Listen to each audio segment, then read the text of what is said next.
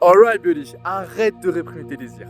Arrête de les réprimer. Et là, je te parle pas des petits désirs, genre boire de l'alcool, bouffer de la junk food ou encore te branler. Non, non, je te parle des big désirs.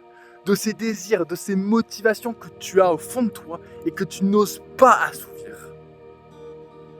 Ces désirs-là, ce sont des désirs de l'âme dont je te parle. Aujourd'hui, je suis en Ryuzui mode. Ça veut dire que je veux, j'ose vouloir et je n'ai pas honte de vouloir grand. Je désire le beurre, l'argent du beurre, marier la crémière et obtenir l'usine qui fabrique le beurre. Ces désirs, ces ambitions, au fond de toi, elles forment un feu. Et ce feu, il a besoin d'un combustible. Normalement, il utilise ton âme comme combustible. En consumant ton âme, tu acquiers l'énergie nécessaire pour pouvoir avancer. Avancer et avancer encore et encore, coûte que coûte. Le problème, c'est qu'en réprimant tes désirs, et quand je te dis que tu réprimes tes désirs, c'est pas juste que tu n'acceptes pas de désirer. Non, non, c'est que tu ne fais rien pour les assouvir. C'est ça, réprimer ses désirs. En réprimant tes désirs, tu empêches ce feu de consumer ton âme.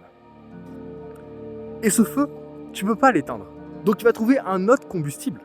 Et le combustible qu'il va choisir, c'est ton corps et ton esprit. Et là, tu n'as pas de l'énergie. Ce feu, il ne te confère pas d'énergie. Ce feu, il te brûle. Il te brûle et il te blesse et te détruit de l'intérieur. Et ce feu, c'est pas un petit feu de cheminée. Non, non. Ce feu, c'est un brasier ardent. Donc tu as le choix.